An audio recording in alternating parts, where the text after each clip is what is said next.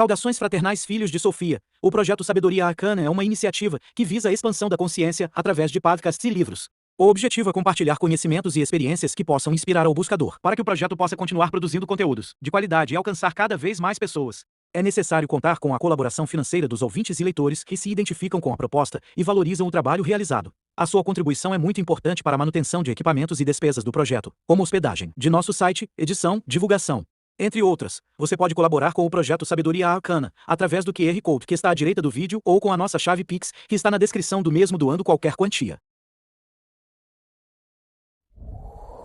O selo Sabedoria Arcana tem a honra de apresentar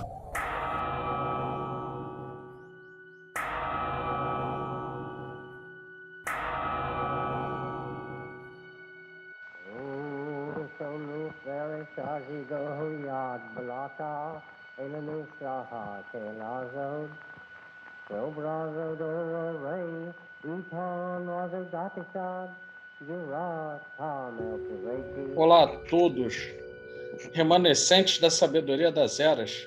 Sejam bem-vindos ao nosso podcast Sabedoria Arcana.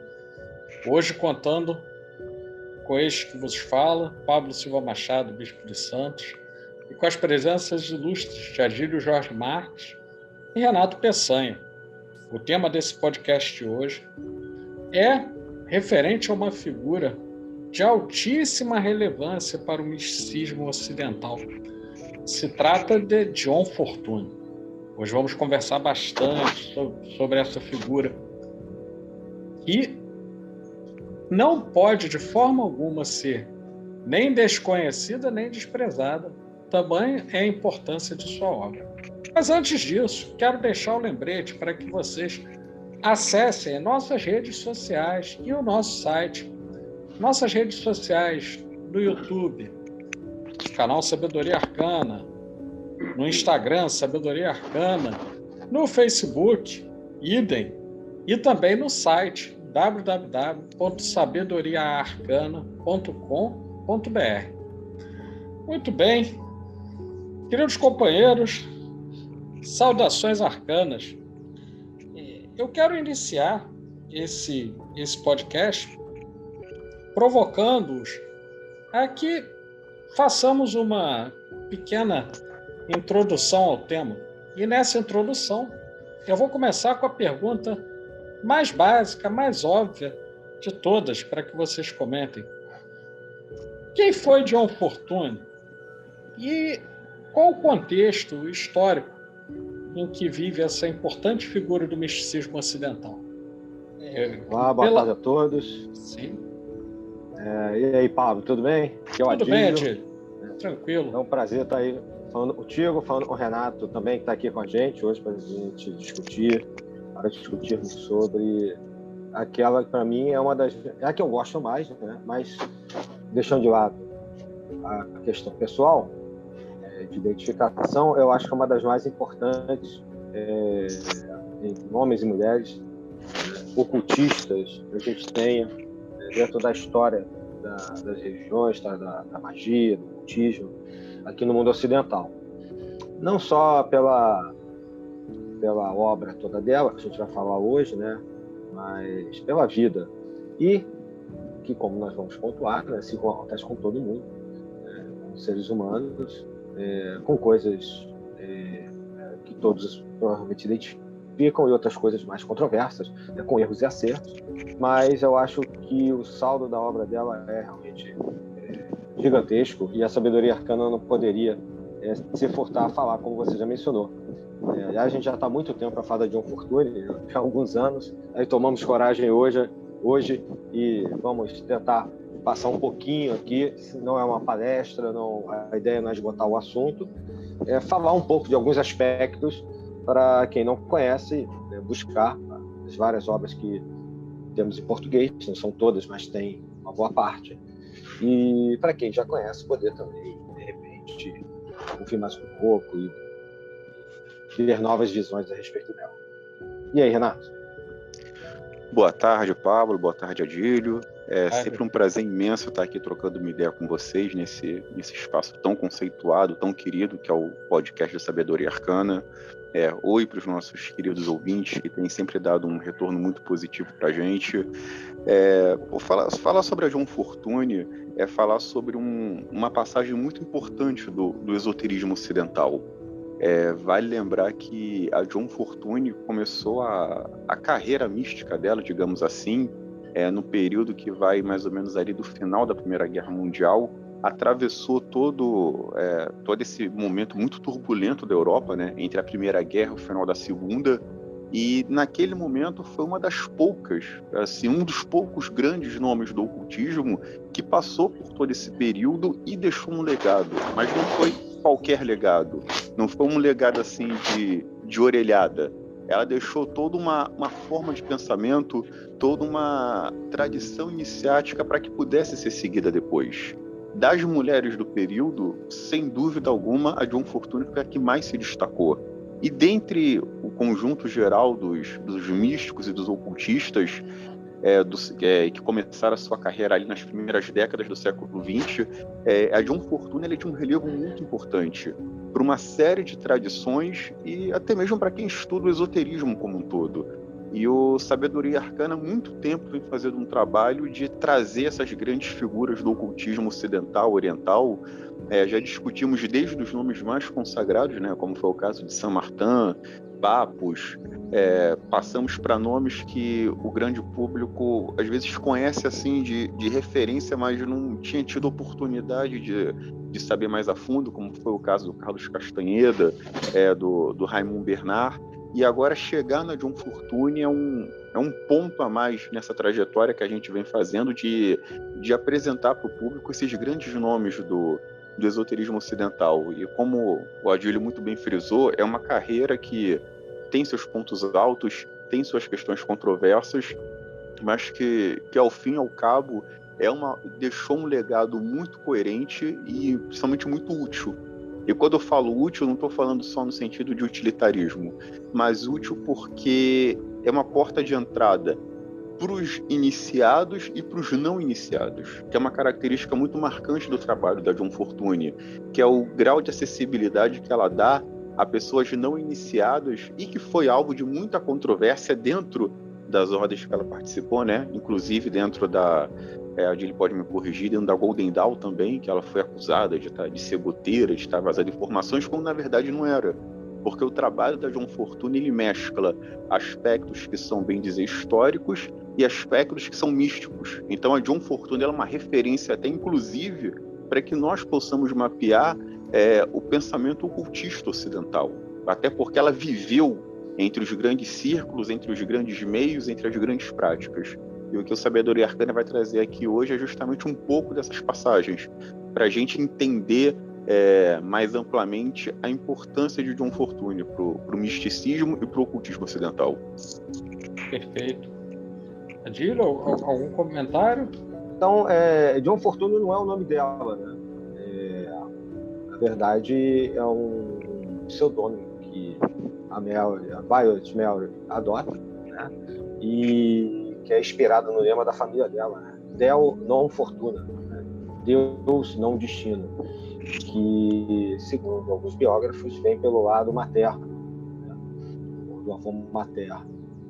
E é um pseudônimo no sentido de iniciático mesmo, né? No sentido literário, quando a gente coloca na internet, vai achar, né?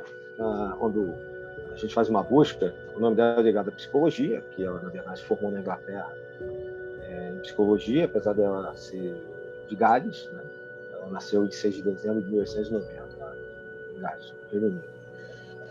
Mas se você procura sobre magia, espiritualidade, a psicologia, que foi a formação dela, o ocultismo, o misticismo, e até mesmo o paganismo, o cristianismo, você vai achar pelo nome de John Fortune, como a gente fala no Brasil. E ela vem de uma família que trabalhava com questões ligadas ao pensamento, não necessariamente católico, vamos dizer assim, né? Mais ligado a uma espécie de ciência cristã, né? Um movimento religioso do século XIX. E com isso, ela acabou também com o tempo se interessando. Ela tinha uma vida tranquila, uma família tranquila. Ela acabou se interessando pela Blavatsky, pela teosofia, pelos livros de história também. E enquanto ela era bem pequena, e mesmo na adolescência, quando ela também se interessava na literatura em geral, e, inclusive, se não me engano, com 14 anos, ela tem um livro de poesias, Violetas, Violet. Ela tem lembranças de encarnações passadas que ela descreve, né? Ela coloca num diário pessoal e que depois vão ser importantes para alguns romances. Ela tem romances iniciáticos também. Ao longo desse papo hoje, eu vou falar de vários livros dela, né? E nós temos 2 livros da Matas que, de uma certa maneira, vão dar uma certa nome essa introdução à vida dela, da John Fortune. Tem um do Alan Richardson, que é um camarada importante para entender o trabalho dela, não tanto por esse livro aqui, onde metade do livro é sobre o Crowley e metade é sobre ela, né? Ele se referindo ao Ogon e a Shakti da Era, que é John Fortune. Mas tem um outro que eu nem gosto tanto, do Penny Bidington e Ian Rees, As Chaves do Tempo, desvendando a cabala mística de John Fortune por meio de seus romances ocultos. Por isso que eu estou colocando aqui a sugestão. É mais uma questão opinativa deles. Existe aqui no Brasil pela Matas, como eu mencionei, mas os romances, eles não só trazem formações iniciáticas, como também refletem um pouco das lembranças, né, de tudo, e desde a infância ela foi tendo de vidas passadas, a ligação dela com a Atlântida, por exemplo. E ela, quando se muda, já no século XX, né, para Londres, quando ela vai para uma capital realmente, sai da sua cidade natal, ela começa, obviamente, a estudar e a ter acesso a novas, não só novos livros, mas novos caminhos, novas tradições.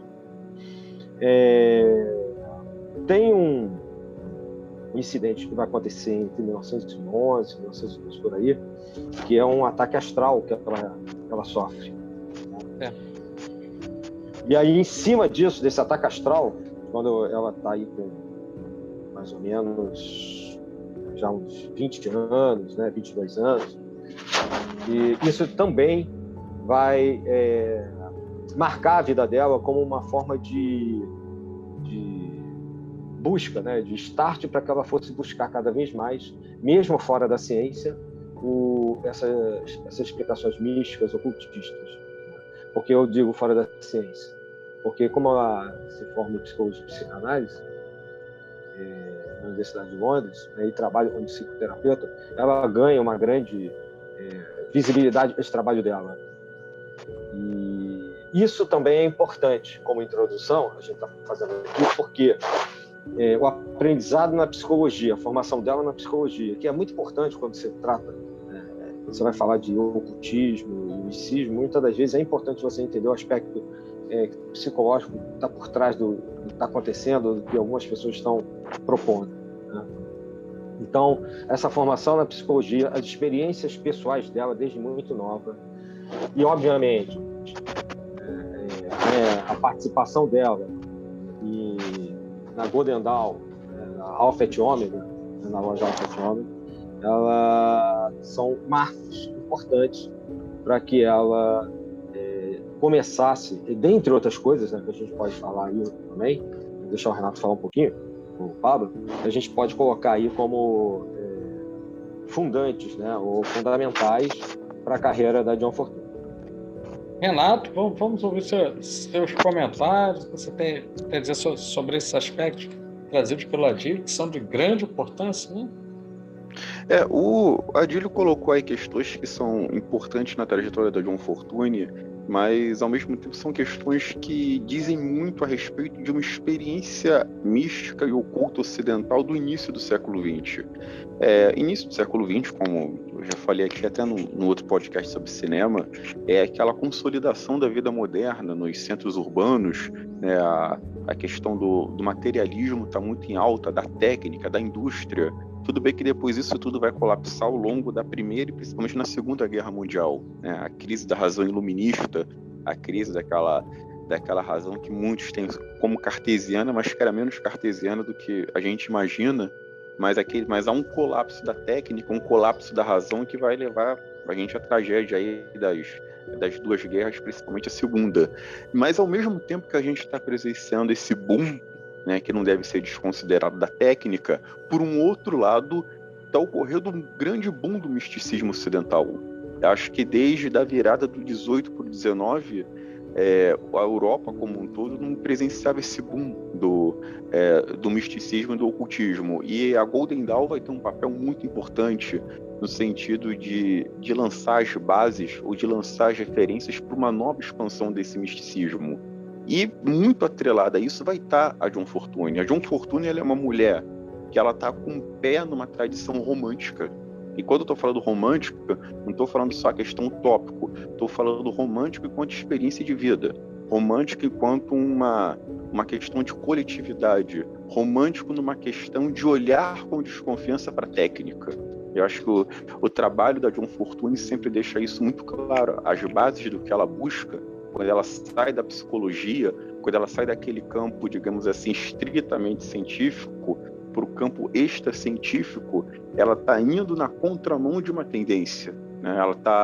Ela tá buscando fora daqueles conhecimentos ditos racionais, fora daquilo que viria a se tornar um padrão, ela está buscando uma resposta que vai conduzir ela a Golden Dawn e a outras experiências místico-esotéricas. Então, nesse momento, a John Fortune ela é uma mulher com um pé numa tradição romântica, digamos assim, e com um pé numa outra tradição iniciática. Uma tradição iniciática que surge, inclusive, como resposta ao excesso de materialismo e ao excesso de técnica que vai varrer a Europa na virada do século XIX para o século XX. Então, a gente vê aí a John Fortune como uma pessoa que está transitando entre esses dois mundos. Pesa mais ainda o fato de ser mulher, porque ela vai acabar adquirindo um relevo no meio iniciático que não era comum para mulheres. Ainda mais mulheres que não necessariamente estavam à frente de uma grande ordem, como foi o caso da Blavatsky, por exemplo. Embora John Fortune tenha vindo de uma família de posses, ela não veio de uma família nobre.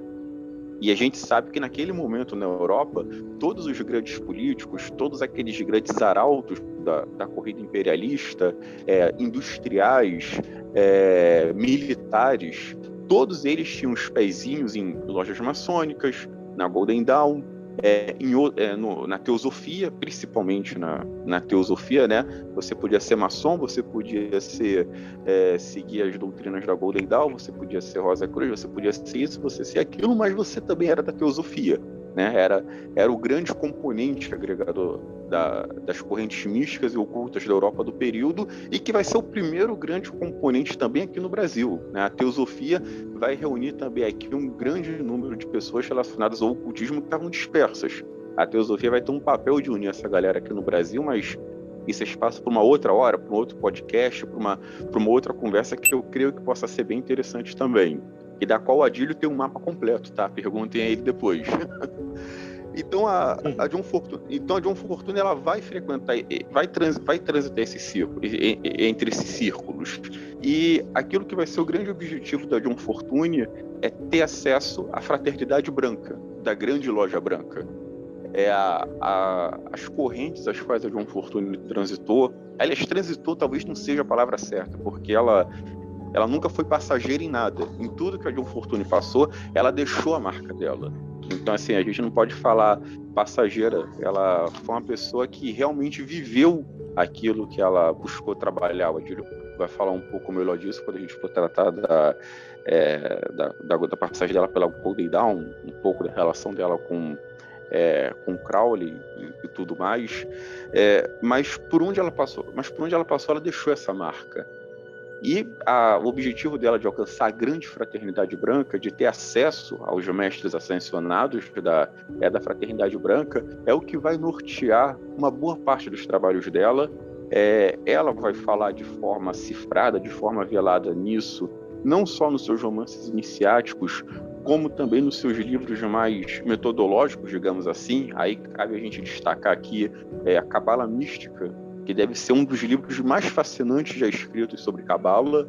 Fascinantes porque ele fala tanto para a pessoa que tem uma vaga noção, para a pessoa que tem uma noção mais aprofundada, quanto para a pessoa que já é versada em Cabala. Então, assim, Cabala Mística, ele é paradigmático nesse sentido, dele falar igualmente em pé de igualdade para os mais diversos públicos.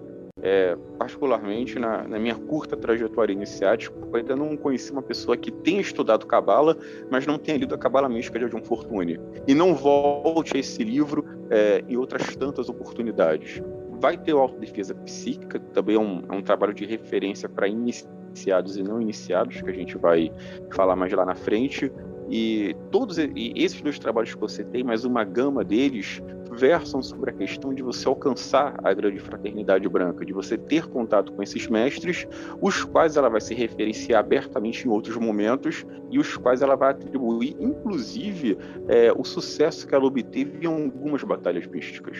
John Fortune foi uma mulher que ela teve a volta com muitas batalhas, inclusive por causa de claros desafetos, que acreditaram que ela vazou segredos, que ela extrapolou a questão dos círculos internos, né? Que a John Fortune, tanto quanto uma pensadora do ocultismo, uma praticante, ela foi uma divulgadora. E quando a gente fala divulgador, não estamos falando no sentido de expor coisas internas, a gente está falando no sentido de mostrar que experiências do cotidiano, práticas do cotidiano, elas podem ser imbuídas de um caráter místico, de um caráter oculto, inclusive de coisas que podem até mesmo dizer a pequenas melhorias, a pequenas mudanças nas vidas pessoais. A gente não pode esquecer que a gente está falando de um período de excessiva técnica. A gente está falando de um período ainda mais na Inglaterra, início do século XX até o final da Primeira Guerra Mundial, e muito tempo depois dela, até chegar à Segunda, a Inglaterra viveu o auge dela. A Inglaterra era a nação mais importante do mundo até o início da Segunda Guerra Mundial, seja pelas colônias que tinha fora, seja pela sua influência política, sua influência econômica, cultural, seja porque a Inglaterra era o epicentro da grande parte dos movimentos místicos e ocultos do mundo, né? Disputava ali com a França, com a Alemanha em alguma escala, mas o epicentro dos movimentos ocultistas do período foi na Inglaterra, o que é curioso a gente pensar, né? O país da Revolução Industrial, o país da expansão imperialista, o país que era o centro do mundo econômico e material, também era o centro do mundo místico e oculto, né? Essas duas tendências ali dentro, elas não estavam necessariamente em choque, elas estavam entrelaçadas, elas concorriam para se erguer aquela imagem da Grã-Bretanha, do Reino Unido. Então a Inglaterra tem os dois pés nessas duas práticas. Ao contrário do que muita gente pode pensar, o século XX não minou essa relação do aspecto material, o aspecto que transparecia na política, e o aspecto que transparecia nos ciclos ocultos. Vale lembrar que o Churchill era um iniciado, inclusive, de fraternidades druídicas também. Pessoas que estavam ao lado dele ocupavam altos cargos na maçonaria e outros grupos. E no centro disso tudo, perpassando isso tudo, influenciando e sendo influenciada, estava a John Fortune. Então ela é uma personagem que atravessou esse período que vai ali de 1918, 19 até o ano do falecimento dela, que foi em 46. Ela viveu essas tendências do mundo oculto e também foi influenciada pelos movimentos políticos, onde a gente vai ver o caso da participação dela na Segunda Guerra Mundial.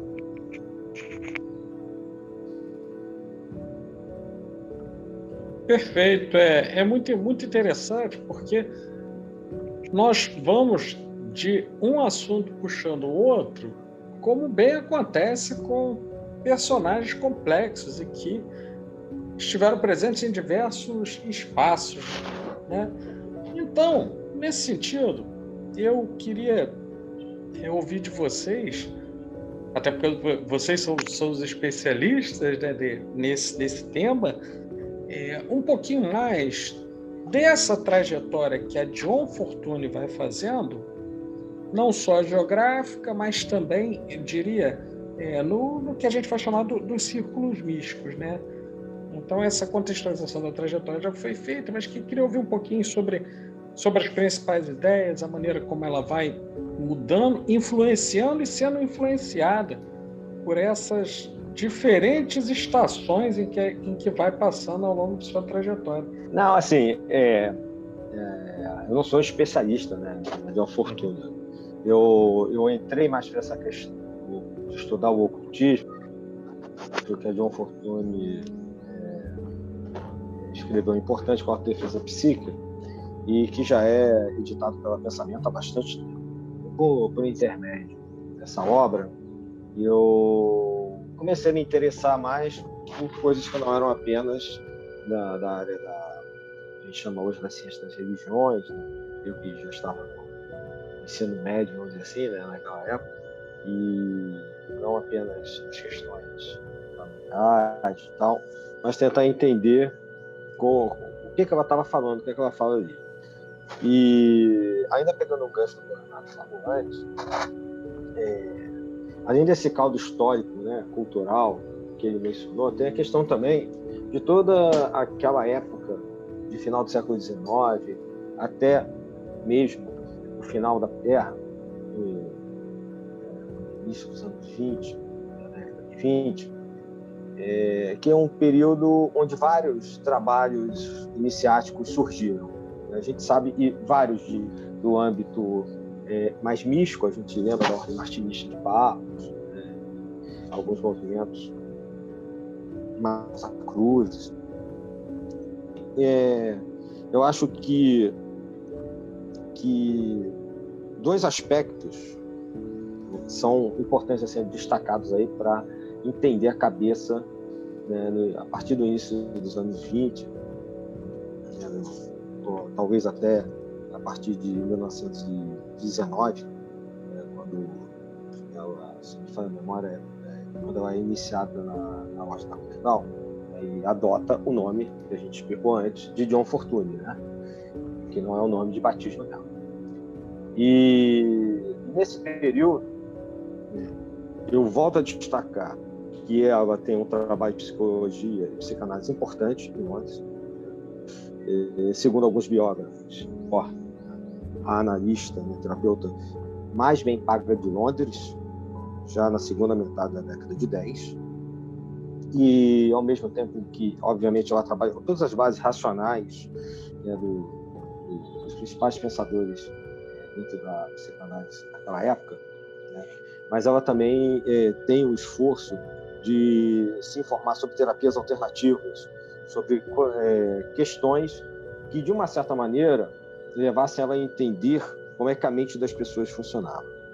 Daí é que vem uma obra dela, que eu nem sei se tem em português, eu acho que não, O Maquinário da Mente, que vai surgir em 1922, justamente a partir de palestras, de estudos, e ela acaba coletando nesse livro, né, opiniões dela, que, de uma certa maneira, já vem a reboque de outros estudos que ela fazia, como eu disse antes, do próprio conhecimento dela sobre a sociedade teosófica. O fato também dela ter sido impactada pela Primeira Guerra Mundial, entre 14 e 18, esse ano passado, e ter participado um pouco ligado às armas, né, já no final da guerra, ter se interessado em apoiar a Inglaterra. Isso vai ter uma outra ponte na Segunda Guerra Mundial, quando a gente for falar de uma obra dela, que é a Batalha Mágica da Bretanha. Depois a gente comenta sobre isso.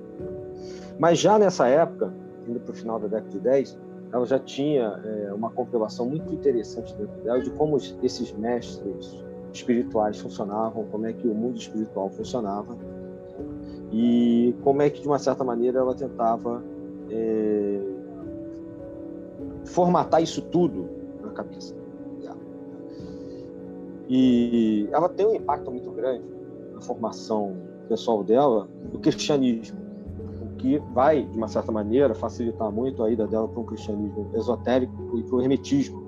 Ela começa a sair um pouco desse lado profissional dela e começa a ler, se interessar mais por essas questões do hermetismo, que vão também dar na formação ocultista dela. O personagem, além dessa formação cristã, hermética, tem um personagem que é um mago, um maçom, um ocultista, que é chamado Dr. Moriarty, e esse Moriarty tem uma grande importância na formação dela, como se fosse uma espécie de mestre orientador, talvez. E que, de uma certa maneira, ela vai refletir num romance, Os Segredos do Tavern, que eu acho que é de 22 também. No início da década de 20, ela começa a produzir bastante. A gente vai perceber isso. E, como eu disse, é mais um romance, né, que reflete e vem a refletir como ela aprendeu e como ela entendeu essa formação, né, do mundo ocultista, até mesmo como discípula. E em 1919, ainda nessa época, já depois da Primeira Guerra, ela tem um contato com a Godendal que, dentro daquilo que eu estava falando, provavelmente é a mais importante das ordens, né, do final do século XIX e do século XX, né? Principalmente no final do século XIX. Ela começa a partir de 1900, 1902, quarta a ter uma série de problemas internos de brigas, disenções, mas vários dos principais ocultistas que nós conhecemos com obras publicadas passaram pela Godendal, e aquela formação, que era uma escola muito profunda, com vários aspectos, nós já falamos da Godendal outra vez na Sabedoria Arcana, assim como também já falamos no outro podcast sobre uma espécie de relação, né, o entendimento entre o que é misticismo e o que é ocultismo, que isso faz parte da cabeça da John Fortune. Mas a Godendal formou muitas pessoas, e ela entra em 1919 e adota, né, esse nome iniciático que a gente conhece, John Fortune, né? E ela entra com o marido dela, né, Perry Evans, que acaba sendo um companheiro para ela, John Fortune. E essa entrada na Alfred Young vai ser importante, né, no sentido de vários aprendizados que ela vai ter, mais no mundo ocultista mesmo, mas também é porque, a partir desses aprendizados, ela começa a escrever algumas obras nos anos 20, que são, na minha opinião, elas são bem fininhas. Acho que 2 tem em português, das 3 que eu vou mencionar aqui agora, né? Mas eu acho que, junto com a Cabala Mística, que é a mais conhecida, e a Autodefesa Psíquica, são fundamentais para que se entenda o que é o ocultismo, inclusive o que é o ocultismo naqueles anos 20, né? A partir, inclusive, da fragmentação da Godendal, quando até depois ela vai fundar uma sociedade própria, que é a Fraternidade da Luz Interior, que depois passa a se chamar, como é conhecida hoje, Sociedade da Luz Interior. Então, eu queria mencionar 2 livros, um de 24 e outro de 28, a Filosofia Oculta do Amor e do Matrimônio, que, de uma certa maneira, é importante, porque mostra toda essa relação entre iniciados e iniciadas dentro do mundo ocultista. Ela tem opiniões muito particulares sobre essa questão do amor e do matrimônio, né? Mais uma outra obra que não tem, né, se tem em português eu desconheço, né, que é Amor e Sexo segundo o Ocultismo, que eu tenho em espanhol, mas eu acho que não tem em português. Ela coloca as opiniões dela, né, contra o aborto, quanto a uma forma de ascetismo, né, do sexo, e também a importância do matrimônio, do amor, né, seus vários aspectos, né, até filosóficos, para a estruturação do ser humano iniciado. Todas as obras dela, né, como ela vai falar aqui, né, nesse livro, A Filosofia Oculta do Amor e Matrimônio, quando ela fala da abstinência, do ascetismo, né, contra as relações promíscuas, as leis que governam, né, essa união entre 2 pessoas em cada plano espiritual, ela está sempre com o seguinte foco, né? O foco é o quanto você pode, ao longo da sua vida, ir se preparando para um trabalho espiritual importante. Tá? Então, Isso é o que confunde vários estudiosos dela hoje, no século XXI. Porque olham para trás uma pessoa que é do final do XIX, que morre em 1946, logo depois da Segunda Guerra Mundial, um ano depois do fim da Segunda Guerra Mundial, né, que está trabalhando naquele início do século XX, não só como psicanalista, mas também do mundo ocultista, escrevendo suas obras, mas é uma pessoa daquele momento, daquela época.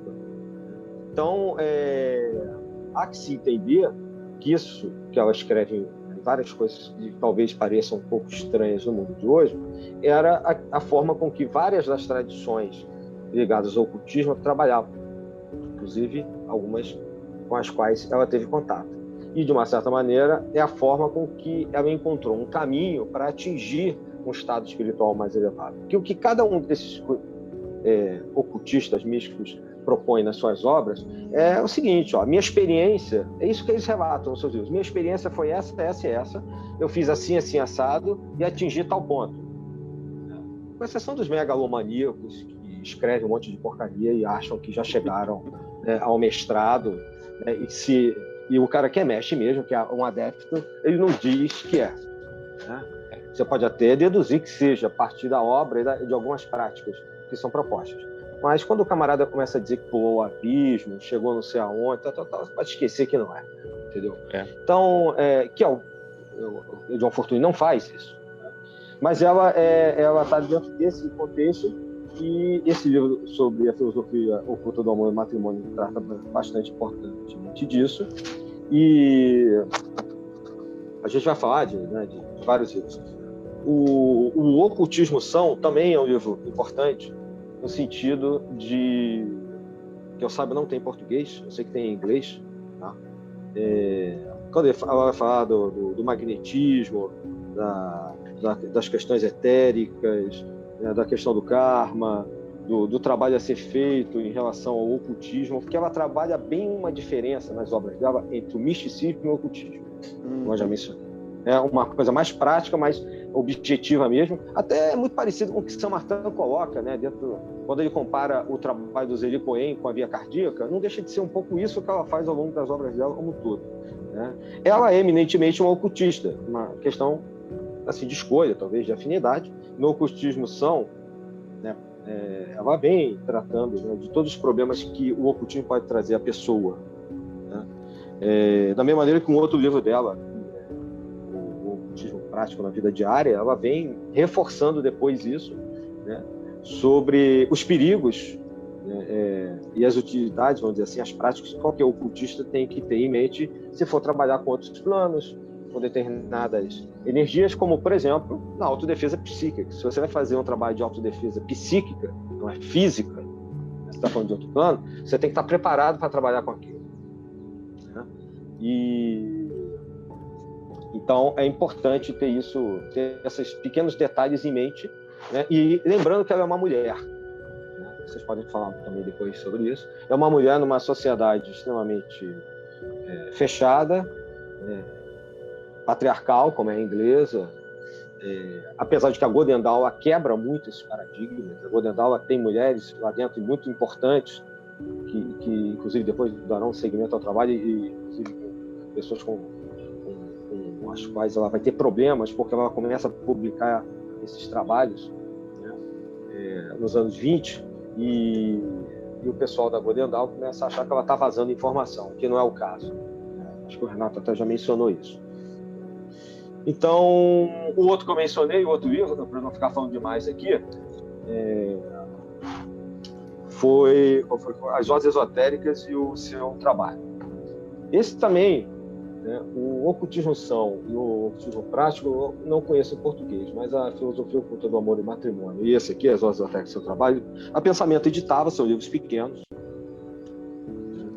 E aqui tem bem, nesse livro, várias importantes informações que eu acho que todo ocultista deveria ler, não só para entender como ela pensa em relação aos 7 raios, como é que, de uma certa maneira, ela vai estruturar o trabalho espiritual dela na sociedade da luz interior depois, mas também como é que ela explica a diferença entre os mistérios maiores e os mistérios menores, né? como se fosse um segundo grau e um terceiro grau, né, o grau simbólicos e graus filosóficos, né, e como é que ela entende os caminhos da tradição primordial, e ela vai depois formalizar isso dentro da organização dela, inclusive adotando muitas questões da cultura, né, da Grã-Bretanha, como a questão do paganismo, do celtismo, né, dos mistérios de Arthur, Merlin, etc. A gente fala disso depois. Então, se você está numa organização iniciática qualquer, né, eu acho que você deve ler esse livro fininho, que a editora Pensamento colocou aqui no Brasil, As Ordens Esotéricas do Seu Trabalho, que é uma introdução a esses mistérios ocultos, e que, nesse livro, né, é onde ela vai falar sobre o trabalho das escolas de ocultismo, treinamento dos neófitos e o papel dos mestres esotéricos, como o Renato colocou antes, que para ela existem, né, na questão da egrégora, são fundamentais, não apenas para manter uma ordem funcionando, para a orientação, né, dos discípulos neste plano e outros, né, não físicos, vamos dizer assim, e inclusive para manter a identidade dos países, as características espirituais de seus grupos coletivos, do ethos de cada povo, né? Isso vai levar a duas questões que a gente pode depois retomar, mas acho que talvez valha mais a pena. Essa primeira eu vou falar. Quando na Segunda Guerra Mundial ela escreve cartas que vão dar na obra A Batalha Mágica da Bretanha, ela vai falar como os ocultistas, inclusive ela, ao longo da Segunda Guerra, fizeram uma espécie de esforço de guerra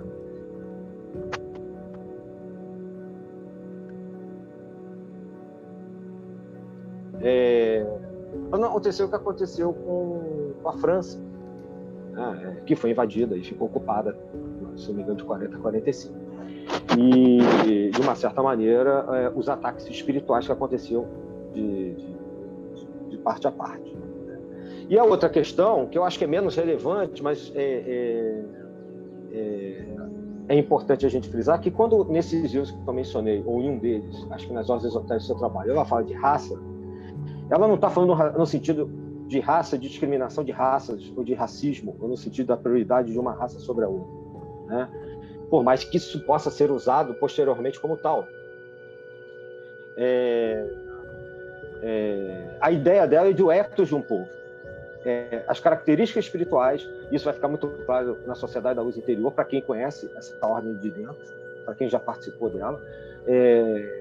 Existem vários com os quais você se afina mais, e essa afinidade vem até de outras vidas. Elas não é só dessa vida aqui, né? E isso, essa relação com essa cultura, vamos supor, você tem o Renato falou do Churchill ter sido iniciado entre os druidas, muito antes de ser bem com o Winston Churchill, né? E ela fala, né, porque dentro da Sociedade da Luz Interior existe um caminho, dos 3 caminhos que existem dentro da escolher, né, do caminho. Então, às vezes a pessoa escolhe aquele caminho, aquilo, somente para quem mora para o norte da Europa, pelo fato de que ela traz essa bagagem com ela tem esse interesse, né? Mas isso não quer que ela vá considerar que aquela raça seja superior a um outro trabalho que seja ligado, por exemplo, ao hermetismo, e com isso ligado ao hermetismo grego, ou das Américas, o que seja desenvolvido em outro lugar, né? Ou no restante da Europa. Então, eu só queria pontuar essas duas coisas, até como subsídio, né, para vocês poderem continuar aí, porque eu já falei demais. Foi mal aí. Foi tudo certo. Renato, vamos ouvir um pouquinho dos seus comentários? Não, o Odílio colocou uma coisa que é muito importante. Ela era uma mulher na Inglaterra do século XX. Ela escreveu como uma mulher na Inglaterra do século XX, uma Inglaterra que ainda era elisabetana, no caso ali da Elizabeth I ainda, que tinha essa influência junto à Inglaterra.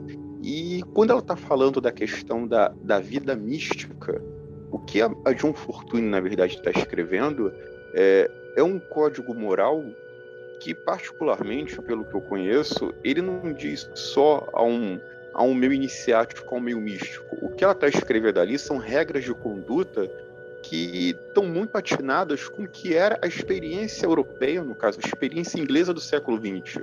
Né? Essa preparação para o trabalho místico, e aí eu concordo muito com o Adílio, quando ele fala que tem uma relação com a via cardíaca do Saint-Martin, quando ele critica o trabalho do Zélie Cohen, né? Que você se despide de toda aquela parafernália. A John Fortune está trazendo o misticismo à escala do cotidiano, né?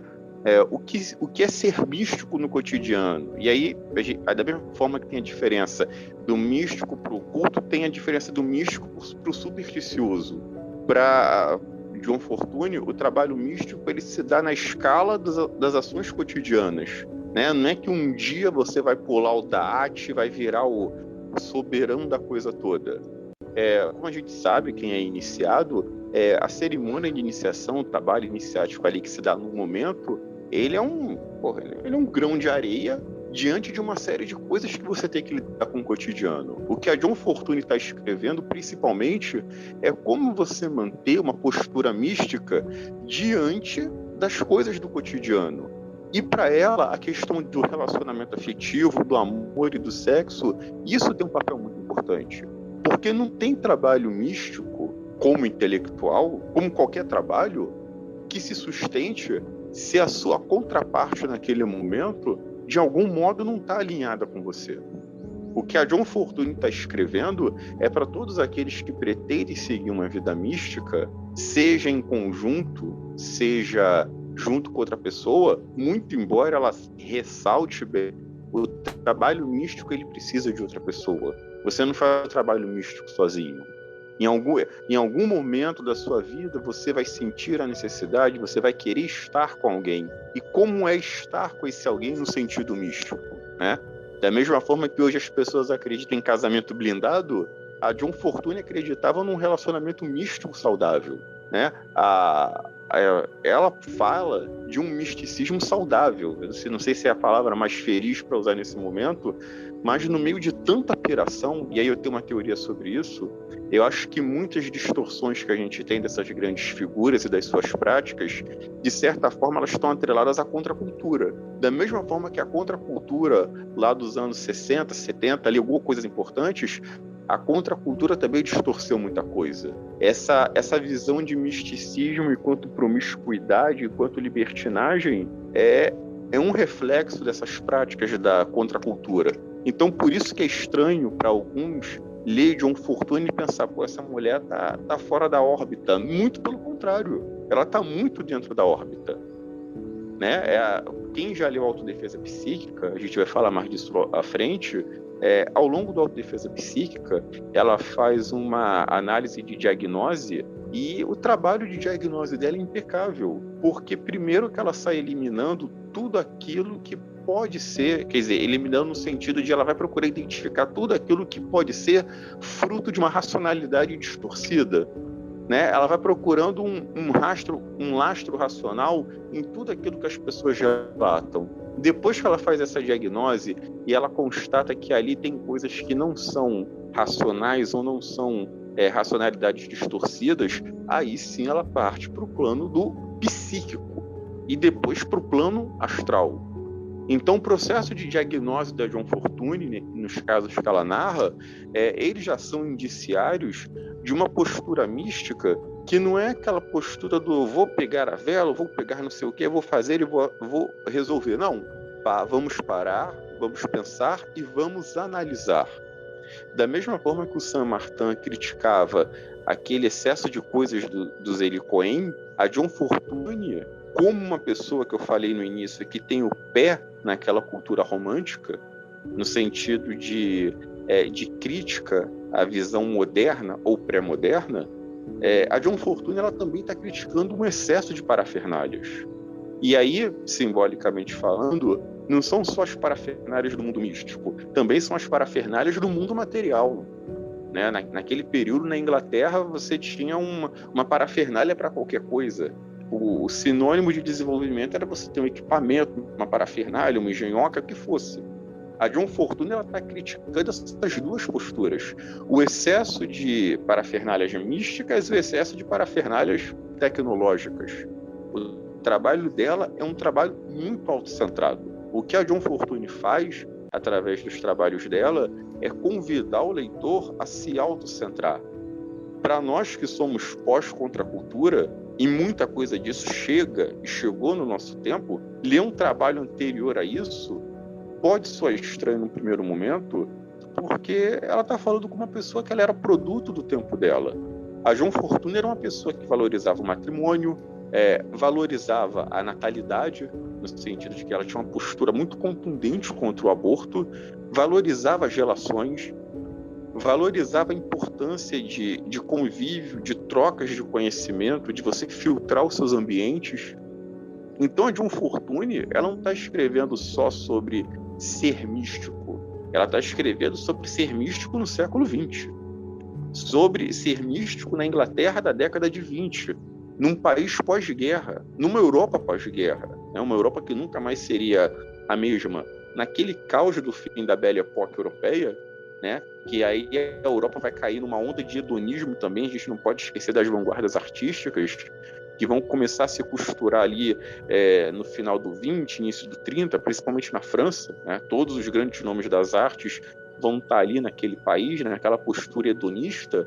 Nesse momento, a John Fortune está fazendo um convite muito claro a um processo de reflexão, um processo de interiorização.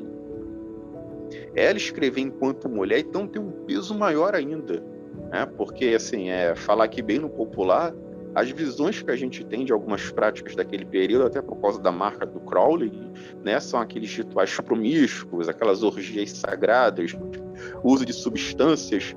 A John Fortune ela é radicalmente contra tudo isso. E ela deixa isso muito claro em todos os seus trabalhos. Então, o que começa como sendo uma orientação de conduta para uma vida mística, em alguma forma, a gente pode ler sobre uma orientação de conduta numa Europa que está entrando em crise, né? De você rever a necessidade de restabelecer determinados laços e determinadas práticas que são contra aquele excesso de modernização e, em alguma medida, são contra uma distorção de uma visão de um racionalismo iluminista, são contra um tipo de misticismo e ocultismo que é coisa de megalomano. A gente não pode esquecer que há um grande boom desses movimentos místicos e esotéricos a partir ali do século XX, né? Eu me arrisco a dizer, os colegas podem discordar, a grande massificação que a gente vê dos movimentos místicos, esotéricos e ocultistas se dá ali naquele cenário, entre o início da guerra e o final da guerra. Então, a John Fortune está, de certa forma, perpassando todo esse turbilhão. Ela está escrevendo de como a gente perpassar esse turbilhão. Hoje, com o distanciamento não só cultural, mas temporal e geográfico, é difícil para a gente pensar um pouco isso. Mas, quando a gente procura entender aquele contexto, a gente vai ver que a mensagem da John Fortune, e aí eu bato muito nessa tecla, ela não é só para o místico, ela é para o não místico. Ela não é só para a pessoa que é extremamente versada, ela é para a pessoa até mesmo que não é versada, ou pouco versada. Então, o que a gente tem ali é uma mulher escrevendo sobre conduta, sobre moral e sobre práticas cotidianas na Inglaterra do século XX. Eu acho que isso tem que ser muito ressaltado, porque poucos foram os pensadores do período, sejam ocultistas ou não, que se deram a esse trabalho. E ela estava ali perpassando todos eles por essas questões, que têm que ser resgatadas não pelo viés da contracultura, mas pelo viés de uma leitura ética mesmo, né? A John Fortune sempre teve uma postura muito ética. Então acho que essa ética mística dela é uma marca do trabalho dela que ninguém pode anular e ninguém pode questionar. Quando ela fala de ethos, quando ela fala de raças, ela, para falar disso, ela fez um mapeamento histórico de tendências norte da Europa, sul da Europa, fora da Europa. Então ela não deu um tiro do nada. Tem todo um enlevo ali no trabalho dela, todo um cuidado que está procurando pôr ordem num mundo que estava, bem dizer, se desmanchando e as pessoas não estavam percebendo. Mas ela intuitivamente percebeu isso e ela está tentando, como boa romântica que era, refazer esses laços nesse período. Caraca, Pablo, Sim? permite só uma intervenção. Claro, à vontade. Desculpa te interromper. Não, acho que o Renato agora matou a pau. Ele resumiu né, exatamente para esse, vamos supor, primeiro momento, até o início dos 20, né, do século passado, que a gente está aqui. Ele resumiu precisamente a John Fortune. Né? Resumiu que é o fato de uma pessoa em alguns minutos. Mas a questão da contracultura que ele coloca é importantíssima. É exatamente isso. Esse aspecto conservador, pelo é criticada, é justamente pelo desmonte que a Primeira Guerra trouxe, né, a época que ele falou, né, e criada uma quantidade de coisas que distorceram, né, tudo isso. Por isso que ela, quando vai publicar a Teoria Oculta do Matrimônio, né, e ela acaba, né, sendo dentro da Golden Dawn por causa desse livro, né, se não me engano, com a Conferência na Mata, e que inclusive brigam, né, começa uma briga astral entre elas, mas é porque ela já se sente, está claro no livro dela, ela sente a necessidade de exteriorizar uma coisa, e não é nenhum segredo, ainda mais para quem é psicanalista, para quem fez uma universidade, estudou, né, todo o avanço, né, pós-Freud, e já com Jung, etc. E que algumas pessoas achavam que devia ficar restrito a um círculo de elitizado, de fosse da Golden Dawn ou de algumas outras ordens. Mas que era necessário para o mundo que estava se desmanchando, exatamente o que o Renato falou. É isso aí. E toda essa contracultura, né, que acha que tudo pode, tudo deve, né, inclusive ela vai deixar isso muito claro no livro dela chamado Magia Aplicada. A Magia Aplicada, que acaba publicada mesmo só nos anos 60, quase uns 15, 16 anos depois dela ter falecido, ela coloca muito disso que, para quem for ler, existe pela editora Pensamento, e na minha opinião, esse livro, A Cabala Mística e Autodefesa e Psíquica, os três principais dela, mas aí é uma questão de escolha de cada um, né? Ela fala, esse livro, de questões que essa contracultura vem colocar que são perigosíssimas, porque não são explicadas por o cara ficar repetindo atos mágicos, né, que não conhece, ou não, por a pessoa que também não sabe, ou se sabe, faz de propósito para o caos tomar conta. Então ela vai para a página 69 desse livro, dá mais subsídio aí para que você comentar, né, ela vai falar de dois livros que ela considera importantes, né, A Árvore da Vida, do Regardier, que é um livro realmente importante em relação a Kabbalah e tal, e o Magic, né, o The Magic, do Titio Crowley, né, com o qual ela vai ter, né, várias discussões no sentido contrário, e nessa mesma página, nesse mesmo parágrafo, que é o primeiro parágrafo dessa página 69, em português, né, pensamento, né, ela vai mencionar, por exemplo, duas frases, né, eu vou ler aqui. Além disso, as fórmulas de que se utiliza, está falando do Titio, né, seriam consideradas adversas e maléficas pelos ocultistas habituados à tradição cabalística, né, já que também a estrutura dele é cabalística. Pois ele usa 11 em vez de 10 como base de seus grupos de batidas nas cerimônias mágicas. E 11 é o número das clifotes, demoníaca. Portanto, um grupo de 11 batidas, que é o que eles sempre fazem, é uma invocação dos clifotes. No texto, não há qualquer indicação a respeito, e esta é uma armadilha perigosa para o estudante despreparado. Então, só vou ler essas duas frases como ilustração. Estou dando aqui o livro, a página, a fonte, né? Não sou eu que estou dizendo, nem é o Renato, né? Eu estou dando aqui a fonte, como a gente faz no mundo acadêmico, né? Ou a pessoa que faz isso está enganando, ou está enganada, como um seguidor dele brasileiro depois vivia repetindo. Entendeu? Então, os livros dela são importantes nesse sentido de você, o que você está fazendo, aquilo que você está fazendo, onde você está pisando, né? E ela explica de forma a você não entrar por veredas que te levem para um fundo do poço, para o buraco. Ao contrário de outros ocultistas que, infelizmente, às vezes, talvez de uma maneira irresponsável, coloquem, né, para todo mundo, ainda mais hoje, está tudo tão aberto, tão divulgado em PDF, às vezes a pessoa não precisa nem pagar, muitas vezes, coloca, né, o material à disposição para qualquer despreparado, né, que não tem experiência, acabar utilizando. E não é coincidência, falo isso, né? O Pablo já deve ter escutado, acho que foi fazer isso recentemente com o Pablo, e o Renato deve ter escutado, várias dessas tradições dessa pseudo-contracultura, eu digo pseudo porque, na verdade, busca o caos e não uma organização no mundo, mesmo no mundo mágico, né? Normalmente vocês vão perceber que são organizações que trabalham com material gratuito, com adesão fácil, adesão por e-mail, por internet, não exigem nenhuma verificação, não cobram nada da pessoa antes, durante, depois, porque o negócio é espalhar e cooptar. É uma religião. Então, na verdade, eu considero praticamente como se fossem seitas que pretendem ser religiões e que levam, né, muitas pessoas desavisadas. Olha, eu só li 2 frases. Não vou nem comentar outras coisas, porque não é o escopo desse podcast, eu estou só aproveitando parênteses a partir de algumas palavras do Renato. E que inadvertidamente levam pessoas a terem problemas sérios na sua vida pessoal, na sua vida psíquica, na sua vida emocional. Eu conheci várias pessoas que tiveram problemas nesses âmbitos que eu estou mencionando aqui. E conheci pessoas que conheceram outras, né, que também relatam casos graves, inclusive, que pessoas acabam indo para a psiquiatria por desenvolverem trabalhos para os quais não deveriam estar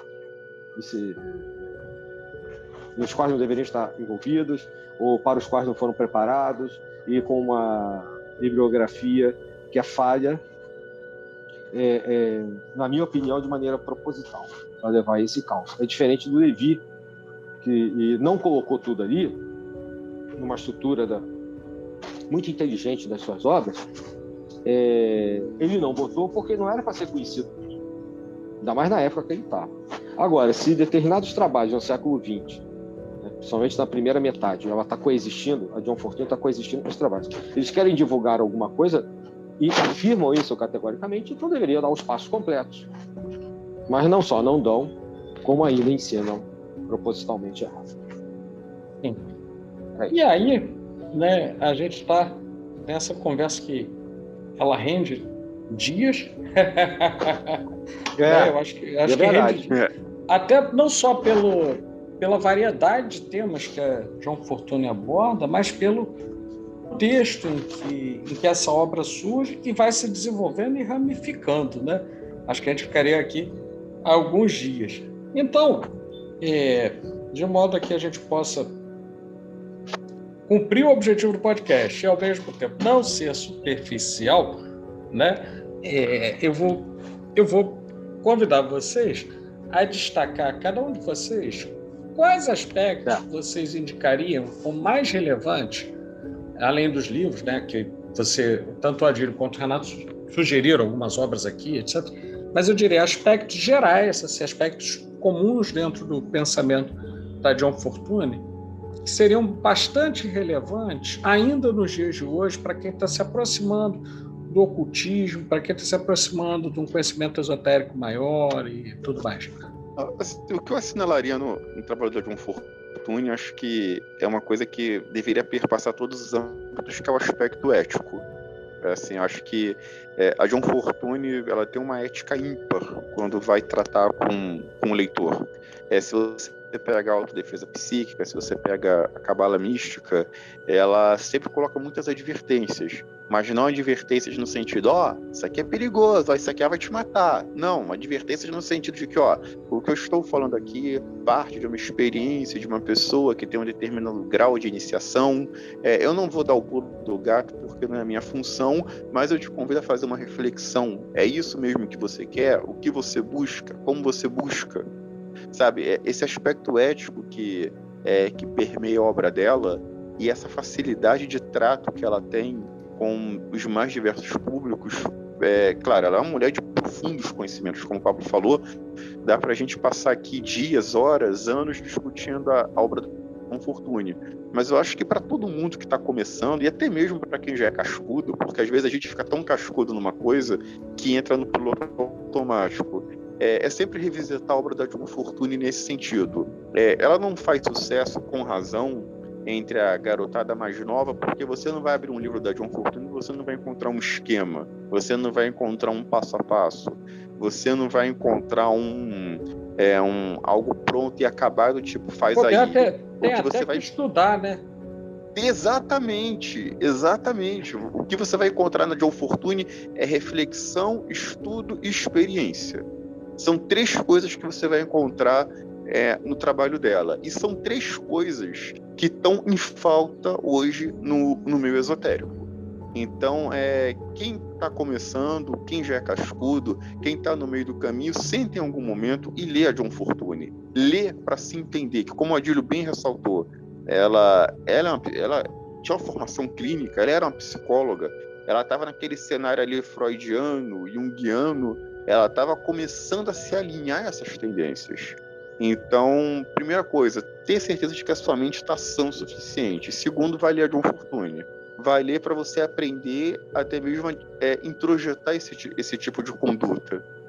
Todo mundo, eu sei que você pegar o esquema na internet, fazer, isso não adianta de nada. E assim, só vai trazer mais caos para sua vida. Eu acho que o que as pessoas têm que aprender com a John Fortune é esse aspecto ético. Eu creio que isso precisa ser resgatado. Vá sentar, é um papo meio careta, é um papo meio, sei lá, elitizado? Não é. É sentar, com todo respeito, a bunda na cadeira e vai estudar. Eu acho que esse é o convite que a John Fortune faz. Senta e estuda, pelo amor de Deus, para não sair por aí complicando sua vida e dando trabalho aos outros. Porque muitos casos que a John Fortune narra são pessoas que fizeram merda, complicaram a sua vida e complicaram a dos outros. Sim. Né? Você leu a defesa psíquica, caramba, ela narra casos ali de gente que se embananou e embananou os outros também. Então, antes de você sair fazendo círculo dentro da sua casa, vai ler a John Fortune, pelo amor de Deus. Exatamente. E eu até acrescentaria mesmo que, rapidamente, o fato de que o mais grave, quando a gente está lidando com o que se convencionou chamar de magia do caos, é quando você tem justamente a ilusão de que é possível se tornar um mestre sem passar pelas iniciações interiores, pelos experimentos e pelos estudos. Aí o cara ele já entra como magos magíster. Sem ler, esse negócio sem ler, sem estudar. Imagina se estudar. Então, nem no RPG você começar com mago magíster de verdade, imagina na vida. É verdade. O cara já começa com mago magíster. Nem no RPG. Nem no RPG, nem no Final Fantasy você já sai com um mago de magíster, imagina na vida, pô. Pois é, né? Eu até no outro podcast, eu vou ser bem rápido, para depois o Adílio fazer a consideração dele. Eu só quero relembrar de um outro podcast, um comentário que eu fiz, que eu fui muito criticado há alguns anos por ter levado 16 anos para poder desenvolver um sigilo. Né? E as pessoas, Pablo, que lerdeza, que absurdo. Não é isso. É porque eu vou fazer alguma coisa sem ter certeza do que eu estou fazendo para depois dar trabalho para os outros ainda. Não. É isso. Vou ver o Adílio aqui. Eu tô rindo aqui, tô até engasgando aqui. O que você está falando aí é irresistível. Não, mas não tem jeito, cara. É terrível. Na verdade, hoje, moderna, pós-moderna, cada um usa aí a terminologia que quiser, né? Ela quer tudo prático para ontem e tal, por isso que também determinados trabalhos aí saem, né? Uma esteira, né, consumindo assim muito rapidamente determinadas camadas dos buscadores, porque todo mundo acha que, como vocês estão dizendo aí, que é tudo muito fácil. Se eu tivesse então que responder a pergunta do Pablo, endossar o que vocês dois já falaram, e não há caminho fácil na vida, muito menos no caminho do ocultismo. Talvez eu discordo, assim, pode parecer isso, eu discordo, mas eu acho que o caminho místico, dependendo do caso, é mais fácil o caminho ocultista, que é o caminho dela. É um trabalho só consigo mesmo, extremamente devocional, que, aliás, ela leva isso para dentro. Ela considera isso um dos pilares importantes do ocultista, a devoção. Eu acho que talvez a diferença esteja mais na questão da prática mesmo, né? De fazer um trabalho ocultista, no sentido da praxis como um todo, talvez seja um pouco mais, exija mais energia e tal, né? Preparar coisas, adquirir coisas, construir, comprar, não sei o quê. Mas, enfim, se eu tivesse que, além dessa observação, né, que é só um contexto que eu vou falar agora, se tivesse que contribuir com alguma coisa, era estudar. Acho que tudo isso que vocês colocaram, né, ter experiência, é estudar. Por isso ela tem uma vasta obra pública. Como eu já disse, não está tudo em português, mas você encontra em espanhol, vários contos em francês, em inglês. Tem um livro dela, Preparação e Trabalho do Iniciado, também tem pela editora Pensamento. Eu não sei dizer dos livros que eu estou mencionando aqui, se todos estão ainda em catálogo ou não, tá? Eu estou falando os que existem. Nesse livro, simples, vocês podem ter, inclusive, o título da primeira parte desse livro se chama Ética. Aí o que vocês falaram, entendeu? Então, se vocês forem ler esse livro, para quem estiver começando, porque alguns outros... Eu acho que a autodefesa psíquica desperta bastante, né? Eu comecei por ele, mas exige uma parte, talvez, de crenças e de firmeza interior, se você for fazer alguma das práticas que estão descritas em autodefesa psíquica. Mas, na preparação e trabalho do iniciado, ela vai falar de coisas como o que é a senda da iniciação, a preparação da iniciação, o ideal do iniciado, a questão ética, toda a parte teórica que você tem que saber. É importante você entender o que é o iluminismo, algumas tradições se apropriam dessa palavra, não sabem nem por que usam, né? Do ocultismo. Aí a primeira parte é ética, a segunda é teoria, a terceira é prática. A terceira parte desse livrinho, olha o fino. Tá? Aí sim, se você tem um comportamento ético, olha só como é que é o livro, que é o que o Renato transcreveu o índice, talvez sem saber. Se você tem toda uma preparação, uma parte ética. Se você tem toda essa teoria, como o Pablo está falando, vai estudar, não sei o quê. Aí, na terceira parte, você vai para a prática.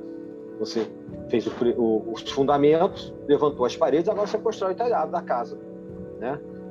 Aí, na parte prática, vai falar sobre o adestramento da mente, do corpo, né?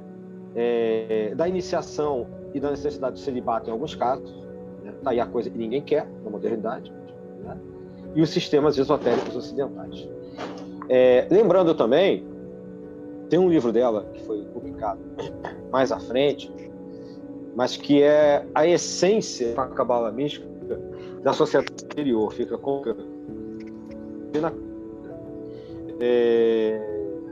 um livro canalizado,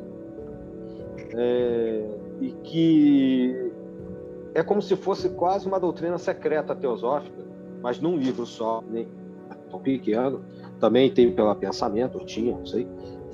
E ali tem toda a estrutura cosmogônica, filosófica, do que ela trabalha na Sociedade da Luz Interior. E por que eu estou falando isso? Porque está dentro da pergunta do Pablo, e porque, se você não mora na Inglaterra, você não pode fazer parte da Sociedade da Luz Interior, só no círculo externo. Você só recebe o círculo externo. E dentro desse material do círculo externo,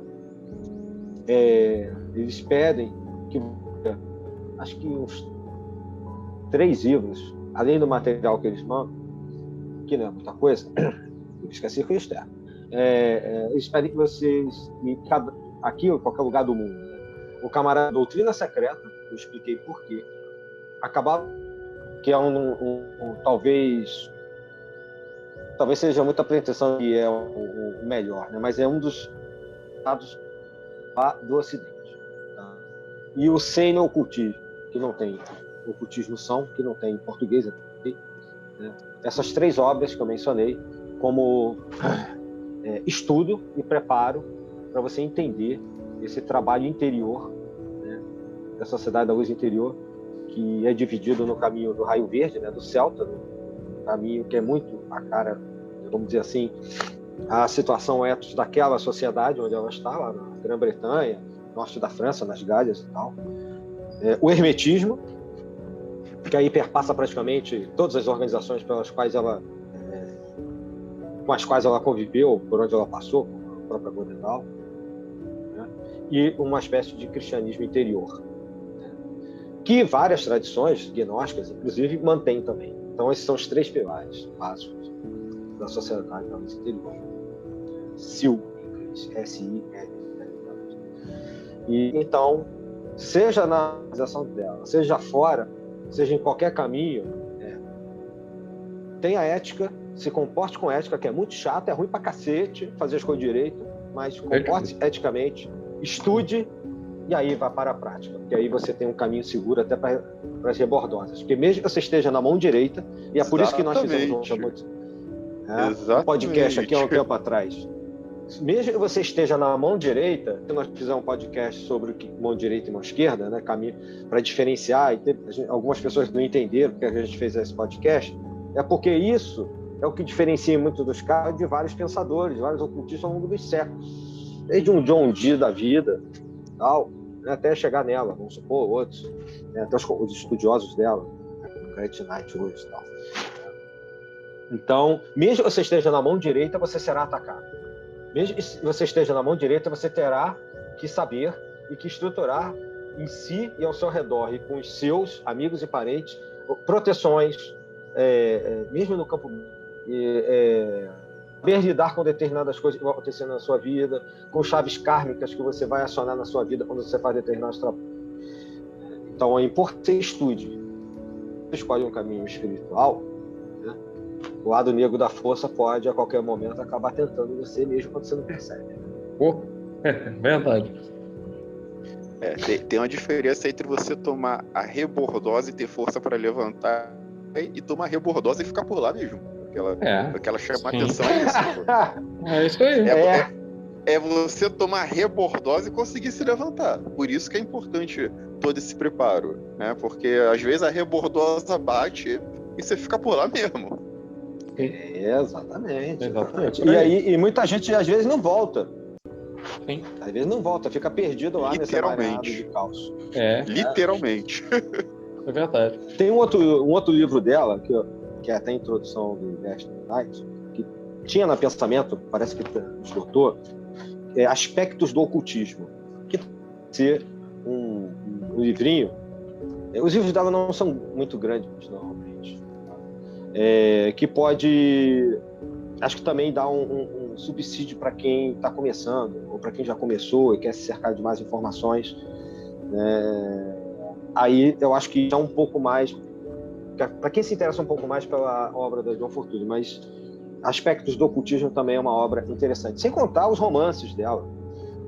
Se você quer entender o mundo da iniciação sem entrar em ordem nenhuma, leia os romances como A Sacerdotisa do Mar, A Sacerdotisa da Lua, Paixão de Abole, da John Fortune, e esses pela pensamento. Não sei se todos ainda existem, né? Ela escreveu vários romances, e nesses romances ela está dando as dicas, né? E acho que fica como dica aí também. Perfeito. São, se me engano, 9 ou 11 romances que ela escreveu, se me engano. Acho que foram 9. Bacana. Bom, então, eu acho que a gente pode partir para a nossa saudação final, se vocês concordarem, ainda não tiverem mais nada a acrescentar. Eu queria Claro. só falar com o Renato, antes da gente fechar. Sim. Então, eu deixei de propósito para a gente falar da autodefesa psíquica e acabar Perfeito. lá mesmo, né? Vamos lá. Eu sei que o Renato mencionou, inclusive, está relendo, né? Eu considero a autodefesa psíquica, então não vou me estender muito, porque eu já falei demais hoje aqui, né? Eu realmente sou fã da John Fortune, mas a autodefesa psíquica foi o livro que me introduziu lá no meados dos anos 80 nesse mundo mais do ocultismo, né? Saindo um pouco do restante que eu já tinha dito. E ele é muito interessante porque ele descreve os ataques que ela sofreu, que outras pessoas sofreram, e técnicas de defesa também. Um determinado personagem aqui no Brasil, ligado ao Titio Crowley, copiou esse livro aqui e deu um outro nome, mas é uma cópia ipsis literis do Autodefesa Psíquica. E na minha opinião, eu já li os livros, infinitamente superior ao do Marcelo Gomes. Até porque não é cópia. Então, eu acho que também é muito, para quem já tem experiência, como você indicar, por exemplo, um ataque psíquico, distúrbio psíquico subjetivo seu mesmo. Você fala da parte psíquica, ainda mais vinda de uma profissional como ela, isso pode ser externo ou interno. Né? E aí, como ela descreve, você está vivendo em ser desta vida ou de outra. Ela cita o caso aqui de uma pessoa que estava na cadeira de rodas e que não, quando faz a projeção astral, ela identifica a ligação dessa pessoa que está doente, né, com uma espécie de ordem negra, um mosteiro negro, se não me engano, do Oriente. Então, no mundo astral, você tem esses corpos que ligam a outras pessoas, as egrégoras com você se contacta, suas religiões. São aqueles aspectos que ela chama da raça, né, do ethos de um povo, o pessoal não, que tem esse aspecto, né, não material. E ela vai, essa ligação no astral, literalmente, ela corta e queima a ligação dessa pessoa nesta encarnação com esse mosteiro outra encarnação, quando ela é associada a uma ordem com a esquerda. E vira para essa pessoa e fala: olha, você não pode mais na vida, o recado, né, se envolver com trabalhos ocultistas, esotéricos, etc. Né? Você estava fazendo isso, retomou o contato, o vínculo com essa organização com a qual você esteve em outra vida, isso te colocou numa cadeira de rodas. Muito bem. A mulher concordou, melhorou e realmente ficou saudável, saiu de roda. Só que não escutando a advertência da John Fortune, ela volta e volta para o mesmo lugar. Aí ela não diz. Mas, enfim, às vezes, determinadas coisas acontecem e que não estão necessariamente ligadas com esse plano, e não necessariamente com esta encarnação, e nem com a a gente já conversou, os três, tanto pessoalmente quanto pessoalmente, sobre isso. Então, é muito interessante, inclusive para riscos que você, vamos dizer assim, ao se envolver com determinados trabalhos da mão esquerda. E a cabala mística, eu acho que dispensa comentários, eu acho ele teórico aqui, ela bastante sobre a árvore da vida, os aspectos mágicos, a explicação com o corpo da pessoa é realmente, numerologicamente, com as letras hebraicas, é um tratado, na minha opinião. Tanto é que mesmo algumas da mão esquerda o adotam como analista de leituras, né, de algumas ordens, inclusive, que ela mesma criticava, né, o tipo de trabalho que ela criticava. Então, recomendo. É um texto mais denso, né, um pouco maior, mas eu recomendo porque é uma das obras principais, né, dela, né, junto com as que eu falei aqui. Eu não mencionei Através dos Portais da Morte, não acho que seja uma das suas principais obras, mas é importante para que você possa entender como é que o trabalho no outro plano funciona, né? E ela fala, inclusive, das patologias, como psicóloga que é, da questão da morte. Então, assim como Papos e outros escreveram sobre a morte, ela também faz uma descrição interessante, porque no final das contas, para finalizar essa minha fala, o esoterista, né, o ocultista, ele está sempre naquele limiar entre esse mundo e o outro. A maior parte dos seus trabalhos. Até quando você faz um mergulho interior, numa simples meditação, num experimento qualquer que você esteja fazendo em casa. Então, esse tênue véu que separa cada um de nós desse outro mundo, é importante que você conheça. E ao longo desse livro também vai tratar disso.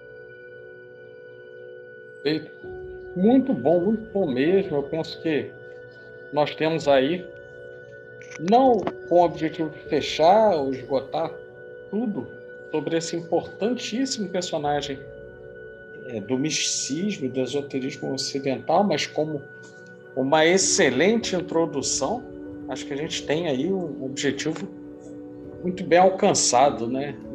E dentro da proposta da sabedoria arcana, nós vamos sempre abrindo essas possibilidades para que as pessoas possam se aproximar, possam, com um pouco mais de profundidade, um pouco mais de estudo, ter ao menos uma ideia do que é cada coisa. Porque hoje em dia, o problema maior não é a quantidade de materiais que existem, mas sim a qualidade dos mesmos e como abordá-los, né?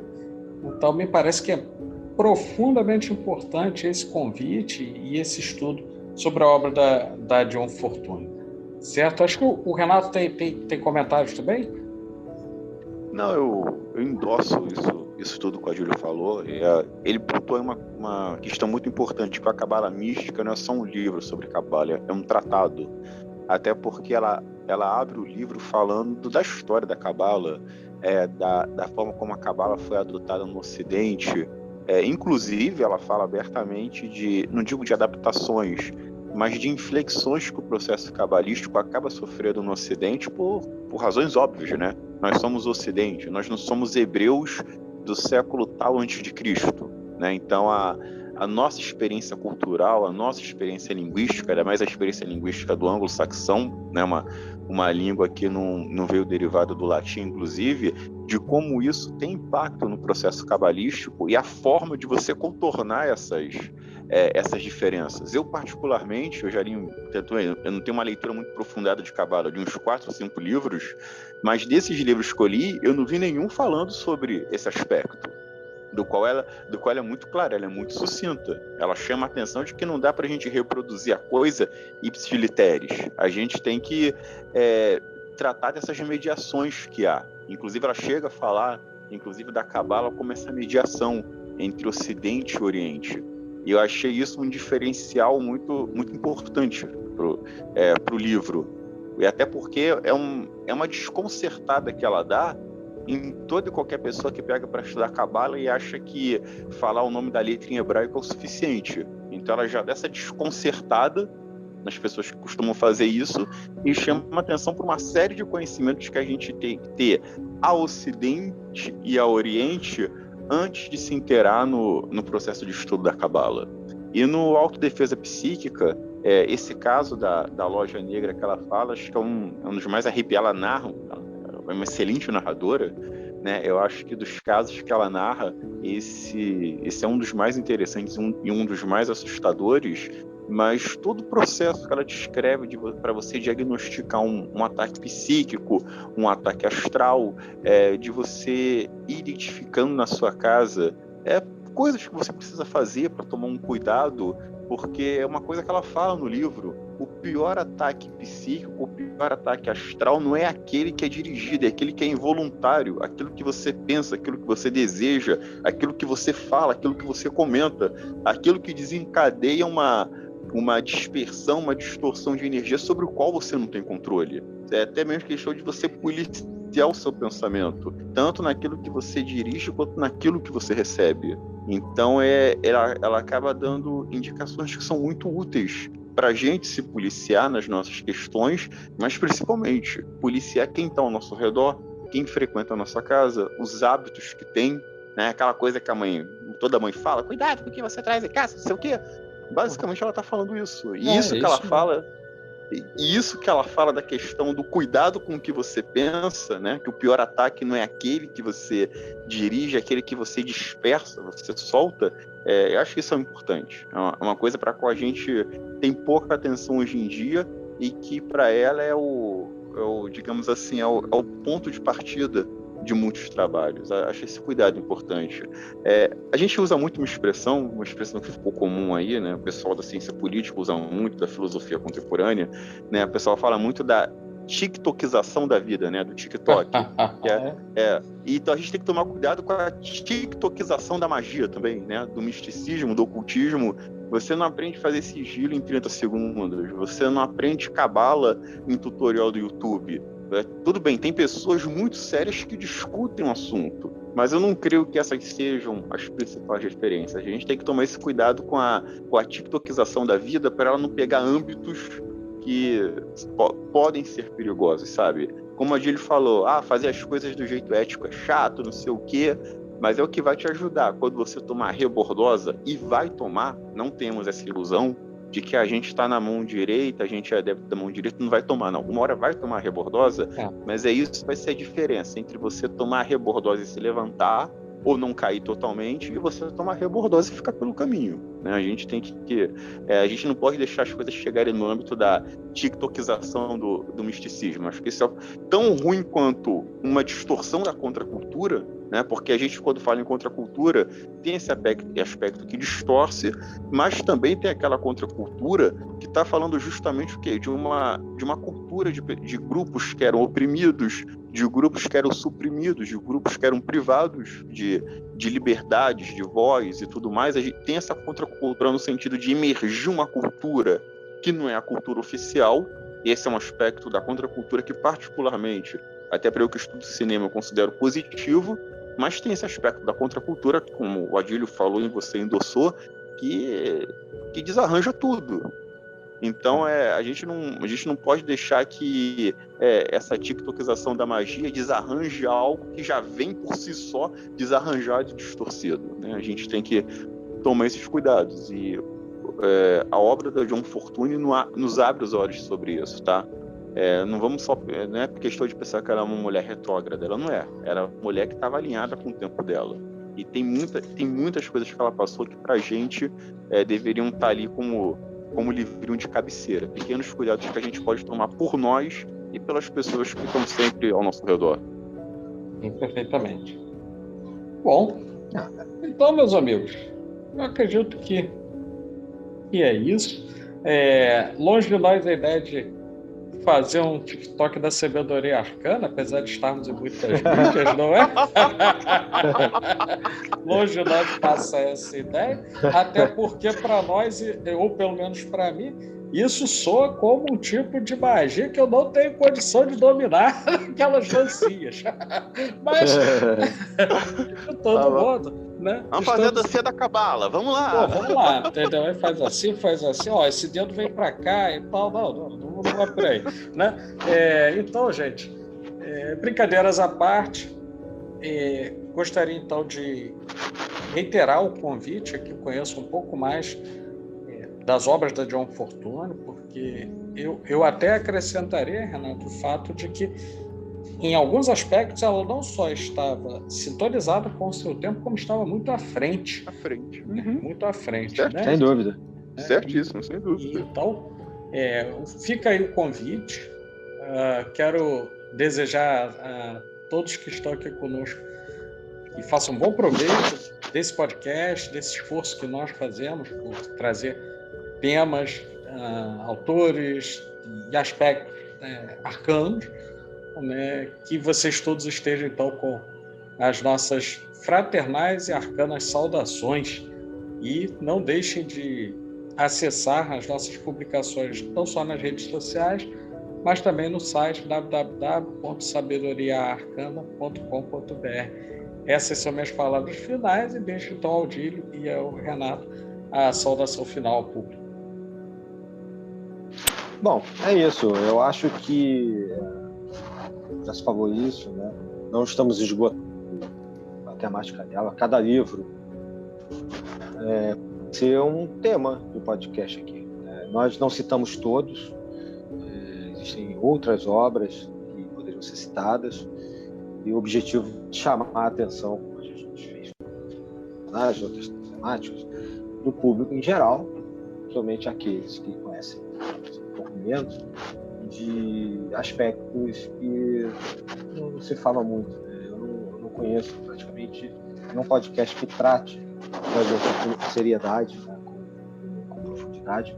Na verdade, até mesmo sem profundidade. Não se fala muito dela. E ela tem um trabalho, uma importância muito grande na Inglaterra, é muito conhecida lá.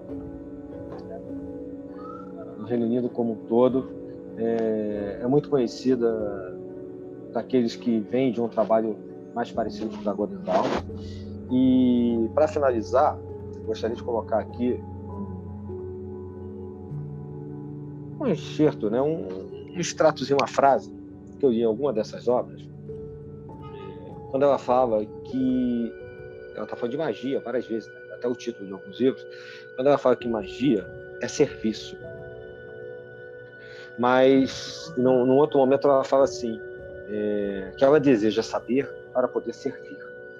E talvez nessa última frase esteja a chave de muitos trabalhos, de muitas organizações, para você, antes de entrar, quem está nos ouvindo, né, pensar. Se você entra num determinado caminho espiritual para servir apenas a si mesmo, ou se você quer servir ao seu desenvolvimento espiritual e ao próximo. A escolha entre esses dois lados, a partir dessa frase do John Fortune, vai te dar a indicação, de acordo com o que aquela ordem faz, com aquele caminho religioso, espiritualista faz, vai te dizer de antemão, antes de você entrar, o que você vai encontrar lá na frente. Inclusive, de acordo com a sua personalidade, com o seu interesse, né, se você vai ter futuro nesse caminho ou não. O caminho da mão direita normalmente se caracteriza pelo serviço ao próximo. Por mais que determinados membros de algumas organizações da mão esquerda se caracterizar ou até debochar do fato de se servir ao outro, mas estranhamente essas mesmas pessoas que debocham, elas não vivem isoladas em cavernas cuidando só de si, elas vivem em sociedade e dependendo dos outros. E muitas das vezes depende até de serviços dos outros, do pai, da mãe, do patrão, da faculdade. Então, há que se ter muito cuidado com a visão que se tem, né, de mundo, e com esse excesso de desconstrução que, na minha opinião, se impõe a partir, muitas das vezes, até de propostas legais interessantes, né, mas que acabam sendo desvirtuadas e se impondo também no meio ocultista. Então, as minhas palavras finais seriam essas, a partir das palavras da John Fortune. Prestem atenção, né, e lembre-se que tudo isso demanda muito estudo. Esse estudo é serviço, né, e que é importante você saber para poder servir. Renato? Pô, sensacional, Júlio, sensacional. Endosso aqui suas palavras. Agradeço pelo convite de estar aqui num programa que é importante, num momento que é importante, inclusive. A sabedoria arcana aí trazendo essa experiência, esse serviço, né, para pegar a expressão que a Júlio falou, esse serviço de mobilizarmos aqui conhecimentos, pessoas, para tratar de temas e de figuras que são relevantes. Agradeço o convite, agradeço a oportunidade de estar aqui falando sobre isso, trazer informação e aprendendo também. Espero que todos gostem, espero que todos aproveitem e que todos também procurem conhecer John Fortune. Um ou dois que conhecem ela aqui hoje e vão atrás das obras dela e depois passam para outros dois, para os outros três. É assim que se constitui o serviço, seja o nosso, seja o de quem está na outra ponta nos ouvindo.